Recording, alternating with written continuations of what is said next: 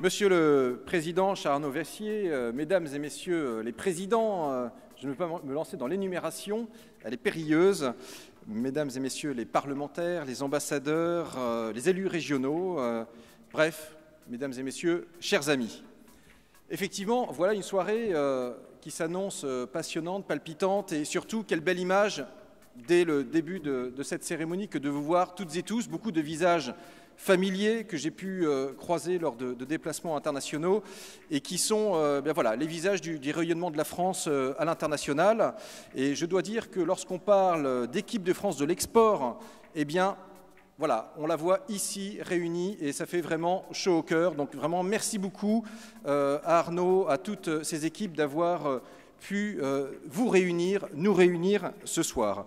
Et puis, cela a été dit par Henri de Castres, ce soir nous sommes là pour, d'ailleurs non pas écouter nos discours, vous asséner une pseudo-vérité révélée, mais pour magnifier celles et ceux qui sont, je dirais, pour reprendre une expression du président de la République, des héros du quotidien. Et oui, on a besoin de ces figures-là pour nous inspirer, pour nous aider à nous dépasser, pour toujours aller plus loin, et ils l'ont fait. J'imagine que le jury, pour en avoir parlé avec quelques-uns de ses membres, a eu fort à faire parce que les dossiers étaient fort nombreux. Et ce soir, cela a été dit, nous avons des gagnants au carré. Alors bravo pour tout ce que vous faites parce que s'il y a bien des entrepreneurs qui sont nos ambassadeurs, c'est bien vous, de la même façon que nous demandons à nos ambassadeurs d'être aussi entrepreneurs. Et je peux vous dire qu'aujourd'hui, il y a véritablement cette envie véritablement que nous avons chevillé au corps avec Jean-Yves Le Drian, avec toute la diplomatie française, de vous accompagner du mieux que l'on peut. C'est bien la moindre des choses que l'on vous doit parce que vous vous battez au quotidien, parfois dans des contextes juridiques, réglementaires qui sont complexes et parfois c'est aussi le rôle du G2G d'aider au B2B et pour cela, sachez que nous sommes vraiment à votre entière disposition. Et d'ailleurs, je le ferai ce soir comme je le fais très régulièrement. C'est tout simplement vous donner mon adresse mail personnelle parce que nous devons être, encore une fois, présents lorsque vous en avez besoin. Et donc, n'hésitez pas à nous contacter, jean-baptiste.lemoine@diplomatie.gouv.fr. C'est très simple.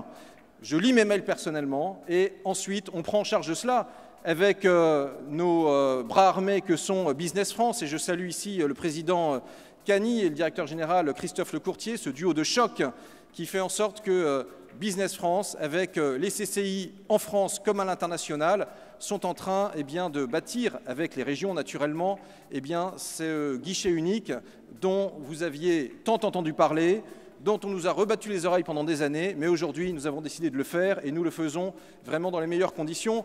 Je parle sous le contrôle du président Gauguin. Nous avions ce matin d'ailleurs une réunion au Quai d'Orsay pour évoquer la mise en place de la réforme. Ça y est, les conventions se signent avec les régions.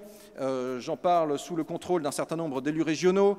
Nous avons signé avec les Hauts-de-France, nous avons signé la semaine dernière avec PACA, région Sud, et le travail se poursuit avec naturellement un grand nombre de régions. Alors, tout cela pour vous dire que nous faisons tout pour nous mettre en ordre de bataille, pour faire en sorte qu'on puisse en finir effectivement avec ce déficit commercial abyssal, même si, parlons franc, un déficit commercial n'est pas révélateur en soi de dysfonctionnement. Si, il révèle 30 ans de désindustrialisation, malheureusement, mais dans la mondialisation telle qu'elle est, importer, ça signifie aussi pouvoir incorporer de la valeur ajoutée sur le territoire national et réexporter. Donc tout cela n'est pas une fatalité, mais nous avons véritablement le souhait de vous accompagner pour être meilleurs à l'export. Et puis, il n'y a pas que l'export. J'ai rencontré, et il y en a ici dans cette salle, qui ont créé leur activité en étant basés à l'étranger et qui, après, entament la conquête du marché français depuis l'étranger. C'est une belle histoire que j'ai en tête du côté des Émirats, mais je suis persuadé qu'il y en a plein d'autres. Et là aussi, finalement, c'est ce génie français, l'audace, la créativité que vous pouvez déployer qui nous permet d'être toujours... Allez, on va se faire plaisir, on avance d'un coup dans un certain nombre de domaines parce que la France a énormément d'atouts.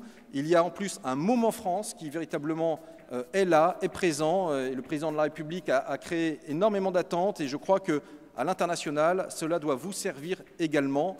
Cela n'aurait pas de sens que ce soit un moment uniquement diplomatique, uniquement politique. Nous devons le convertir en business, sonnant et trébuchant.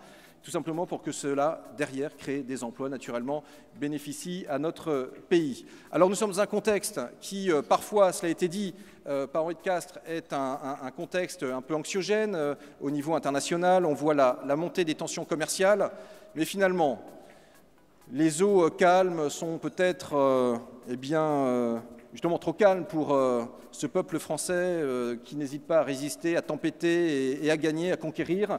Et donc, dans ces eaux un peu agitées, nul doute que la France a un message très fort à porter, un message de renforcement du multilatéralisme économique. Songez que, s'agissant de l'OMC, il y a tout à refaire. On a là des organismes qui sont bloqués, qui n'arrivent même plus à légiférer, tenez-vous bien, sur les subventions à la pêche illégale. J'étais en décembre à Buenos Aires, grande réunion de l'OMC, incapable de se mettre d'accord sur le fait d'interdire des subventions pour des activités illégales. Bon, bref, ce monde est dingo, on a besoin de le réinventer. Et pour cela, je crois que la force de conviction qu'a recouvrée la France depuis quelques mois sera utile aussi pour peut-être affirmer une souveraineté européenne, parce qu'on en a bien besoin face à des ultimatums, des oukases, qui viennent parfois de nos plus proches alliés, parce que nous n'oublions pas que nous sommes alliés avec les États-Unis, confère naturellement la situation en Syrie, où nos aviateurs ont frappé avec les aviateurs américains ou britanniques, mais en matière commerciale, force est de constater que cette spirale protectionniste, naturellement, doit trouver une réponse sur le plan du droit, et puis une réponse aussi pour créer des outils au niveau européen, faire en sorte que les entreprises françaises que vous êtes puissiez commercer où vous voulez, quand vous voulez, avec qui vous voulez. Et je parlais avec le président Kling qui recevait une délégation iranienne ce matin. Alors ça y est, là vous ne pouvez plus voyager aux États-Unis, je l'ai dit, donc voilà, il faut le savoir. Mais en tous les cas, il nous revient la responsabilité de créer un certain nombre de canaux étanches pour permettre à des PME qui sont présentes sur ce marché de rester et de pouvoir naturellement commercer. Donc, tout ça pour vous dire que nous sommes dans des moments où nous avons collectivement, je pense, une grande responsabilité pour réinventer un modèle qui, hélas, ne fonctionne plus comme il fonctionnait pendant 50 ou 60 ans. C'est une tâche passionnante et finalement, nul doute que les entrepreneurs que nous allons distinguer ce soir par leur génie, leur audace, leur créativité sauront nous inspirer. Alors, mille merci à CCI France Internationale d'avoir créé ce beau rendez-vous et que la soirée soit belle et à très bientôt sur le terrain.